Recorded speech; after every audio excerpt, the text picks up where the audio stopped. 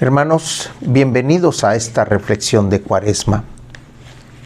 El día de hoy tomamos esta reflexión que está muy interesante. Está tomada del Salmo 18. Las lecturas que corresponden a este día, lunes 7 de marzo, nos dicen de esta manera: la ley del Señor es perfecta del todo y conforta el alma. Inmutables son las palabras del Señor y hacen sabio al sencillo. Eso nos dice el primer verso de este salmo.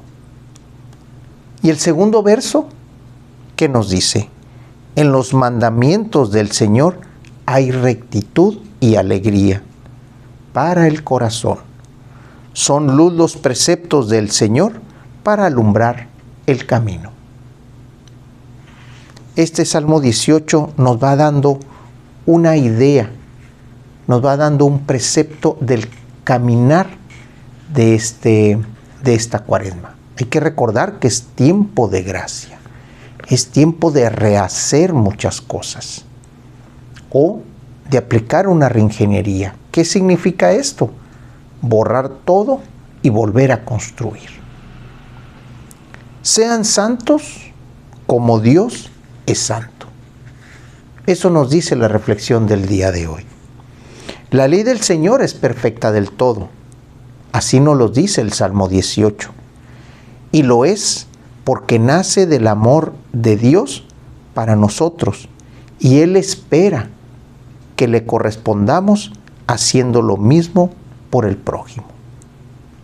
Recuerden que los mandamientos que el Señor le dio a Moisés van dirigidos al prójimo, van dirigidos para que exista una comunidad en comunión entre uno y otro, entre los diferentes hermanos, entre las diferentes ideas y acciones.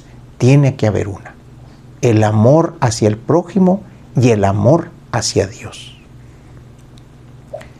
Las lecturas que se proponen para ese día, sobre todo el Evangelio en el capítulo 25 de Mateo, nos lleva a lo más alto del amor cristiano, a cómo debe manifestarse, cómo debemos comportarnos los unos con los otros, pero especialmente con los pobres, con la gente que no puede salir del círculo vicioso de la pobreza por las injusticias sociales, por la falta de educación escolar o por la mala alimentación.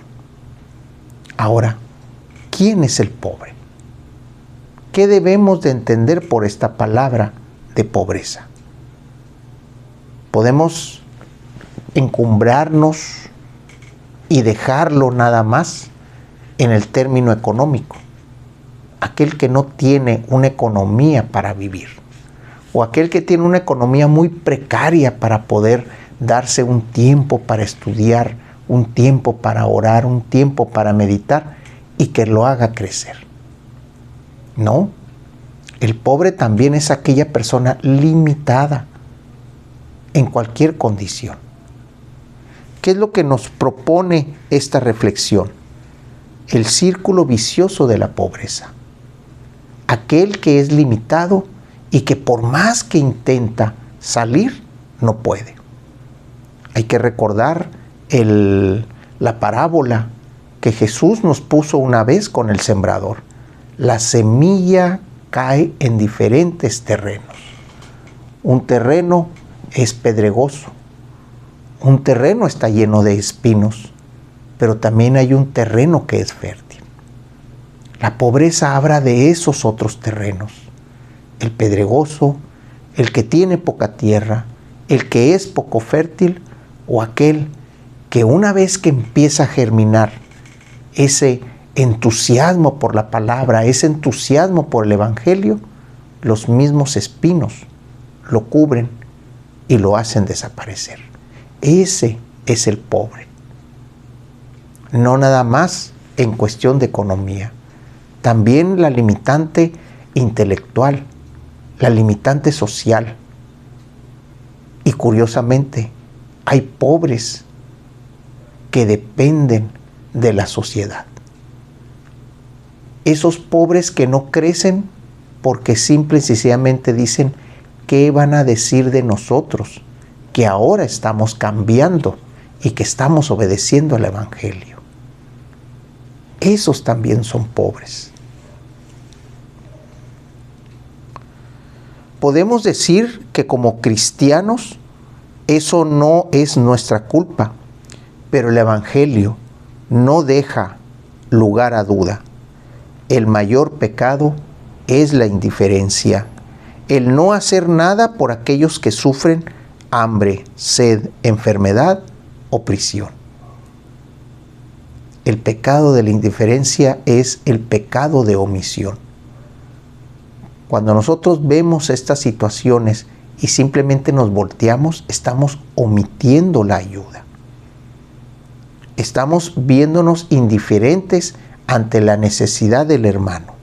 Y fíjense bien cómo esta reflexión nos los pone de esta manera. A los que sufren hambre. Y no nada más el hambre física, sino aquellos que sufren hambre de la palabra. Aquellos que tienen sed, porque la misma sociedad, las mismas injusticias, la misma presión social en la que viven, los hace padecer esa sed. Aquellos que están enfermos, aquellos que están enfermos de egoísmo, de orgullo, de placer, de vanidad, esos también son los enfermos. Aquellos que están en prisión, que no ven la salida, que no encuentran la luz, porque la misma movimiento en el que están, la misma inercia de vida que llevan, los hace mantenerse en esa prisión. A ellos hay que ir a visitar de cuando en cuando. A ellos hay que decirles, hermano, aquí estoy. Hermano, estoy contigo. El amor de Dios por nosotros llega al grado de identificarse plenamente Él mismo con los más sufrientes, donde no ayudamos a aquel que lo necesita, no estamos ayudando a Jesús. Jesús se identifica con ellos. Jesús se identifica con los que sufren, con los que tienen la necesidad. Aunque económicamente estén muy bien, pero si tienen esta enfermedad, si tienen hambre, si tienen sed, por las cuestiones, por las presiones sociales, por las injusticias sociales a las que ellos están presionados, ellos también son imagen de Jesús. Esto no es nuevo, pues a lo largo de la Biblia encontramos este proyecto de Dios que desea una humanidad solidaria, misericordiosa como Él.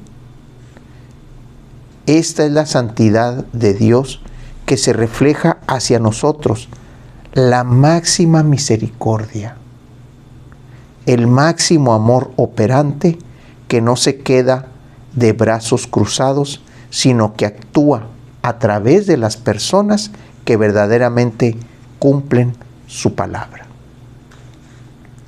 En días anteriores hicimos una reflexión que tenía un nombre muy curioso: el pecador solidario. Muchas veces nosotros no nos acercamos al hermano por temor, porque nos sentimos más pecadores que él, o porque al menos esa es la idea que tenemos.